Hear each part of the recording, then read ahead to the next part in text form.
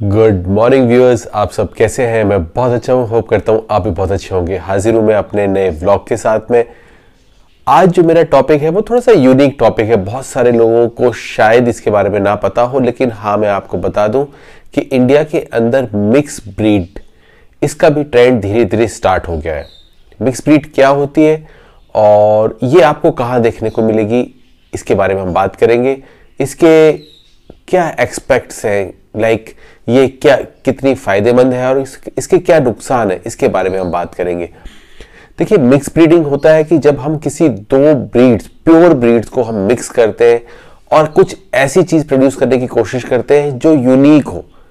Unique कई वजह से हो सकती है। यूनिक उसके स्ट्रक्चर की वजह से हो सकती है, उसके कलर की वजह से हो सकती है, या फिर ऐसा भी हो सकता है कि एक पर्टिकुलर ब्रीड जिसकी बहुत ज्यादा डिमांड हो लेकिन वो प्रोड्यूस ही ना हो पा रही हो। क्यों? क्योंकि देखिए, किसी भी ब्रीड को प्रोड्यूस करने के लिए हमें उसके पेरेंट्स की जरूरत होती है। जब पेरेंट्स ही कम है तो हम कैसे प्रोड्यूस करेंगे उसे। तो हम क्या करते हैं, उससे मिलती जुलती ब्रीड्स को हम उसके अंदर यूज करते हैं और उससे चीजें प्रोड्यूस करते हैं। ये मामला मैं आपको इस तरह से समझा सकता हूं कि जब हम शिजू की ब्रीडिंग करते हैं और हमें शिजू ज्यादा हमारे पास नहीं है तो हम क्या करते हैं, लासा एप्सो को उसके साथ मिक्स करना शुरू कर देते हैं। इस तरह की भी मिक्स ब्रीडिंग होती है। लेकिन हम इस तरह की मिक्स ब्रीडिंग के बारे में बात नहीं कर रहे जहां पे हम चोरी कर रहे हो। ऐसी हम मिक्स ब्रीडिंग की बात नहीं कर रहे, क्योंकि इस तरह की मिक्स ब्रीडिंग तो मैंने बहुत जगह देखी है जहां पे हम इंग्लिश मैस्टिफ, इंफीरियर क्वालिटी के इंग्लिश मैस्टिफ को बुल मैस्टिफ के साथ ब्रीड कर देते हैं और उनकी हेड स्ट्रक्चर को चेंज कर देते हैं या स्किन को चेंज कर देते हैं। ये तो एक तरीके से चोरी हुई। मैं इस तरह की मिक्स ब्रीडिंग की बात नहीं कर रहा। मैं बात कर रहा हूं जहां डेलिब्रेटरी मिक्स ब्रीडिंग की जाती है। ये किस लिए की जाती है, इसके बारे में आज हम बात करेंगे। देखिए, मिक्स ब्रीडिंग करने के कई वजह हो सकती है, जिसमें सबसे पहली वजह ये होती है कि हमारा एटीट्यूड। बहुत सारे ब्रीडर्स का एटीट्यूड ये होता है कि वो एक भेड़ चाल को नहीं चलना चाहते। जी, वो भेड़ चाल नहीं चलना चाहते। वो किसी इंस्टीट्यूशन के नीचे रह के ब्रीडिंग नहीं करना चाहते। वो चाहते हैं कि वो अपने टर्म्स, अपना इकोसिस्टम डेवलप करें। तो उसके लिए वो क्या करते हैं, वो अपने दिमाग के अंदर एक ऐसी चीज को मतलब इंट्रोड्यूस करते हैं, ऐसे ख्वाब को बनाते हैं जिसके अंदर वो एक ऐसी चीज बना सके जो लोग देख के कह सके वाओ ये क्या है। और यही चीज होती है जहां पे नई ब्रीड्स डेवलप होती है। तो ये तो बहुत अच्छी चीज है, लेकिन ये इतनी भी अच्छी चीज नहीं है जितनी अच्छी हम समझ रहे हैं। क्यों? क्योंकि दिमाग में आने वाली चीज और प्रैक्टिकली वही चीज सामने आ जाए, इतना आसान ब्रीडिंग नहीं होता। बहुत सारी ब्रीड्स के अंदर एग्जॉटिक कलर्स प्रोड्यूस करने के लिए इस तरह की ब्रीडिंग की जाती है। जैसे कि मैं आपको बता दूं, पिटबुल्स के अंदर ये अलग अलग तरह के कलर्स को इंट्रोड्यूस किया जाता है, क्योंकि पिटबुल जो आपको रेगुलरली दिखते होंगे वो कुछ पर्टिकुलर कलर्स में ही दिखते हैं, या फिर अमेरिकन बुलीज जो है वो पर्टिकुलर कुछ कलर्स में ही दिखते हैं।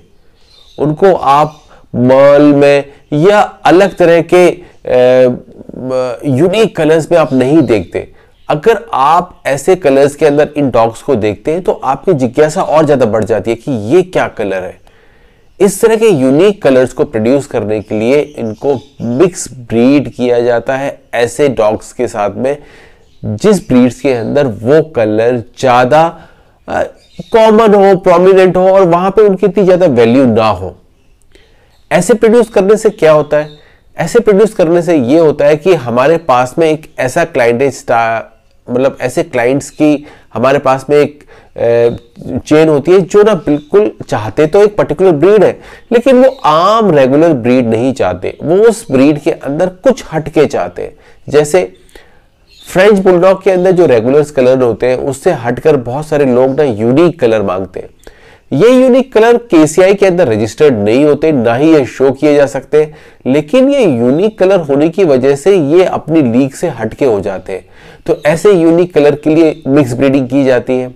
अलग अलग तरह के डॉग्स जिनके कलर यूनिक होते हैं उनको मिक्स किया जाता है ताकि हम उस पर्टिकुलर ब्रीड के अंदर वो कलर प्रोड्यूस कर सके। या फिर कभी कभी ऐसा भी होता है कि उस ब्रीड के अंदर कहीं से जेनेटिकली पुराने कोई ऐसे कई सौ या हजारों पपीज में से कोई ऐसा पपी प्रोड्यूस हो रहा है जो यूनिक कलर का है ड्यू टू जेनेटिकल ट्रेल। उन पपीज को सेलेक्टिवली इकट्ठा करके उनके अंदर उनके साथ में एक दूसरे के साथ में ब्रीडिंग करके नए कलर्स प्रोड्यूस किए जा सकते हैं। ऐसे कई सारी ब्रीड्स में होता है और सबसे ज़्यादा कलर और सबसे ज़्यादा वेरिएशन अगर देखा जाए, और क्योंकि पॉपुलर भी है, जर्मन शेपर्ड्स। जर्मन शेपर्ड्स में देखेंगे आपको बहुत तरह के कलर्स आपको देखने के मिलेंगे। जर्मन शेपर्ड्स के अंदर ऐसा कोई पॉसिबल कलर नहीं है जो जर्मन शेपर्ड्स में नहीं दिखता। German shepherds regular fawn black और टैन में आते हैं, ब्लैक एंड फॉन में आते हैं, उसके बाद प्योर ब्लैक में आते हैं, वाइट में आते हैं, क्रीम कलर में आते हैं, उसके बाद में फॉन के अलग अलग शेड्स में आते हैं, डार्क टैन कलर में आते हैं, पांडा कलर में आते हैं। तो जिस चीज को हम पसंद करते हैं तो हम कोशिश करते हैं कि इसके अंदर वैरायटीज प्रोड्यूस की जाए। और वो वैरायटी जो होती है कैसे प्रोड्यूस की जाती है, हम बाहर की जो दूसरी ब्रीड्स होती हैं उनको हम इंट्रोड्यूस करते हैं ब्रीडिंग के अंदर, और उनकी क्वालिटी को लेके उनके जो अनवांटेड ट्रेल्स होते हैं, जो अनवांटेड क्वालिटीज होती हैं, उनको वॉश आउट करते हैं धीरे धीरे। तो कई जनरेशन्स के बाद में जाके ये क्वालिटीज वॉश आउट हो पाती हैं और हमें प्योर पपीज मिल पाते हैं जिनके अंदर रिक्वायर्ड स्ट्रक्चर होता है और रिक्वायर्ड कलर भी होता है। तो पहली चीज जो मैंने देखी है कि ये कलर्स के लिए बहुत ज्यादा किया जाता है। ब्रीड को हम चेंज नहीं करते, हम ब्रीड्स के अंदर कलर इंट्रोड्यूस कर देते हैं। लेकिन इसमें होता क्या है, देखिए एक सबसे बड़ी प्रॉब्लम ये होती है कि जब भी हम किसी दूसरी ब्रीड को यूज करते हैं और उनके रिक्वायर्ड क्वालिटीज को हम इंट्रोड्यूस करते हैं, तो कुछ जनरेशन्स ऐसी होती है जो जनरेशन्स हमारे सोच के मुताबिक नहीं होती। इन जनरेशन्स को किस तरह से खपाना है, इन जनरेशन्स को किस तरह से उन लोगों को सेल करना है जो उनको अच्छी तरह से रख सके, और ये सब चीज़ें ना काफ़ी रिस्पॉन्सिबल ब्रीडिंग के अंदर आती हैं। इनको बहुत ही सोच समझ के किया जाता है और किया जाना चाहिए, वरना क्या होता है ऐसे डॉग शेल्टर्स में और आवारा डॉग्स में आपको दिखाई देते हैं और वो बड़ा बुरा लगता है। दूसरी जो मिक्स ब्रीडिंग होती है वो होती है स्ट्रक्चर के लिए। स्ट्रक्चर के लिए किस तरह से होती है, इस केस में क्या होता है कि हम ना बिल्कुल यूनिक टाइप का एक डॉग प्रोड्यूस करते हैं जिनका स्ट्रक्चर ही बिल्कुल अलग हो। ऐसी जो ब्रीडिंग होती है, मिक्स ब्रीडिंग होती है, ये बहुत ज़्यादा डिफिकल्ट होती है। और क्यों? क्योंकि इसके अंदर जो क्वालिटीज़ होती है पेरेंट्स की, वो जिस तरह की क्वालिटी हम लाना चाहते हैं उस तरह की क्वालिटी के लिए हमें कितनी जनरेशन्स तक उसको ब्रीड करना पड़ेगा, इसके ऊपर कोई भी सर्टेनिटी नहीं होती। ये ब्रीडिंग यूएस में और बाकी कंट्रीज में काफ़ी ज़्यादा हो रही है और होती रही है शुरू से, इसीलिए वो अलग अलग तरह की ब्रीड प्रोड्यूस करने में कामयाब रहे हैं। इंडिया के अंदर भी मैंने बहुत सारे ब्रीडर्स देखे हैं जो इस तरह की ब्रीडिंग कर रहे हैं।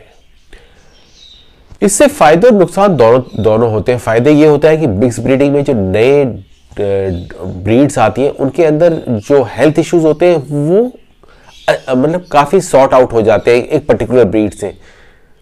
ये काफ़ी देखा गया है कि जो मिक्स ब्रीड्स होती हैं उनकी हेल्थ इश्यूज कम होते हैं, वो ज़्यादा लंबा जीते हैं और ज़्यादा हेल्दी जीते हैं, क्योंकि एक पर्टिकुलर ब्रीड के अंदर ही जब हम ब्रीडिंग करते रहते हैं तो उस ब्रीड के जो नेगेटिव एस्पेक्ट्स होते हैं वो बहुत ज़्यादा बढ़ जाते हैं। तो उनको वॉश आउट करने के लिए जब हम दूसरी ब्रीड्स के साथ में जब उन्हें मिक्स ब्रीडिंग करते हैं तो वो बैलेंस की तरफ जाते हैं और इससे क्या होता है कि उनके अंदर हेल्थ इश्यूज कम आते हैं। लेकिन दिक्कत क्या होती है कि कभी कभी स्ट्रक्चर के अंदर चेंजेस होने की वजह से या बहुत ज़्यादा फर्क होने की वजह से जब हम ब्रीडिंग करते हैं तो बहुत ही यूनिक और अजीब तरह की बीमारियां भी प्रोड्यूस हो जाती हैं जिनका इलाज कभी कभी नामुमकिन होता है। तो इसलिए जब हम मिक्स ब्रीडिंग करते हैं तो हमेशा ध्यान रखिए कि स्ट्रक्चर के अंदर बहुत ज़्यादा डिफरेंस ना हो। ऐसा ना हो कि एक डॉग बहुत बड़ा है दूसरा डॉग बहुत छोटा है, तो इस तरह के इश्यूज में काफ़ी अजीब और गरीब दिक्कतें आती हैं और इन दिक्कतों की वजह से भी डॉग डिस्कार्ड कर दिए जाते हैं। जो डॉग शेल्टर्स में पहुंचते हैं या आवारा कुत्तों में आप देखे जाते हैं, यूनिक कलर के डॉग्स देखे जाते हैं, वो बड़ा बुरा लगता है। दूसरी चीज़ कि इसके अंदर ना गोल सर्टेन नहीं होता। गोल मतलब जिस चीज़ को आप प्रोड्यूस कर रहे हैं, जो चीज़ आप दिमाग में लिए बैठे हुए वहां तक आप पहुंच पाएंगे या कितने दिनों में पहुंच पाएंगे और कितनी जनरेशन्स बाद पहुंच पाएंगे, ये कहना बड़ा मुश्किल होता है। बहुत ही डेडिकेशन का काम है, बहुत लॉन्ग टर्म का काम है। मिक्स ब्रीडिंग इतना आसान नहीं है। हाँ, कुछ लोग मिक्स ब्रीडिंग कर रहे हैं इसलिए कि वो बिल्कुल यूनिक चीज प्रोड्यूस कर पाए, कुछ हद तक ठीक भी है, लेकिन ये बहुत ही रिस्पॉन्सिबल काम है, आसानी से किसी बिल्कुल नए आदमी का काम नहीं है। मैंने इंडिया में भी देखा है कि लोग यूनिक कलर के डॉग्स प्रोड्यूस करने के लिए अलग अलग ब्रीड्स को यूज करते हैं, उन्हें उनसे प्रोड्यूस करते हैं। मुझे कुछ स्पेसिमेंस बहुत अच्छे लगे। मेरे एक फ्रेंड है, उन्होंने मुझे अपना एक स्पेसिमेन दिखाया भी था, जो हार्ली क्वीन कलर का उनके पास में केन कॉर्सो है, बहुत सुंदर लगा देखने के लिए। लेकिन उसके लिए उन्होंने काफ़ी जनरेशन्स यूज़ किए हैं। उन जनरेशन्स के बाद में उनके पास में जो जनरेशन्स आई, उन डॉग्स को उन्होंने किस तरह से यूटिलाइज किया है, वो भी मुझे काफ़ी अच्छा लगा। तो ये बहुत रिस्पॉन्सिबल चीज़ है। और इसमें एक और चीज़ है, इसके अंदर ना शोज़ वाला काम नहीं है।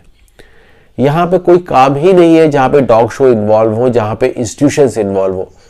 तो अगर किसी आदमी को ऐसे डॉग चाहिए जो बिल्कुल यूनिक हों और जो लोग बिल्कुल भी डॉग शोज में इंटरेस्टेड ना हो, या फिर वो रैट रेस में इंटरेस्टेड ना हो जहाँ पे हम बाकी लोगों के पीछे चलते हैं और उनके जैसे ही मतलब कहा मानते हैं, ऐसे लोग इस तरह की ब्रीड्स ज़्यादा पसंद करते हैं। और कुछ ब्रीड्स ऐसी भी होती हैं जो लोग वर्किंग ब्रीड्स पसंद करते हैं। यानी हमारे पास में बहुत सारी ब्रीड्स हैं जो वर्किंग ब्रीड्स हो सकती है, लेकिन ओवर द जनरेशन हमने कभी उनको यूटिलाइज ही नहीं किया, तो उन्होंने अपनी वर्किंग कैपेसिटी खो दी। ऐसे केसेस में भी मिक्स ब्रीडिंग की जाती है ताकि उनकी वर्किंग कैपेसिटी को बढ़ाया जा सके और उनको उस तरफ ले जाया जा सके जिसके लिए वो डेवलप की गई थी। होप आपको कुछ आइडिया हुआ होगा मिक्स ब्रीडिंग के बारे में। मिक्स ब्रीडिंग अच्छी भी है उन लोगों के लिए जो रिस्पॉन्सिबली करते हैं, लेकिन ख़राब है उन लोगों के लिए जो रिस्पॉन्सिबल ब्रीडर नहीं है, जो उनके जो साइड इफ़ेक्ट्स होते हैं, जो उनके डिसएडवांटेजेस होते हैं, उनको वो हज़म नहीं कर पाते या उनको एंटिसिपेट करके उनको रिजॉल्व नहीं कर पाते। तो इसलिए मिक्स ब्रीडिंग में अगर आप कभी भी सोचें कि मिक्स ब्रीडिंग के बारे में, तो हमेशा ध्यान दीजिए कि बहुत ही रिस्पॉन्सिबल काम है और इसके जो कॉन्सिक्वेंसेस हैं वो आपको झेलने पड़ सकते हैं। इसीलिए बहुत सोच समझ के करें, पहले इसके बारे में कुछ लिटरेचर को पढ़ लें, उसके बाद ही स्टार्ट करें। होप ये वीडियो आपको इन्फॉर्मेटिव लगा होगा। अगर आपको पसंद आया हो तो प्लीज़ इसे लाइक शेयर सब्सक्राइब जरूर कीजिए। Thank you for watching me. Have a good day.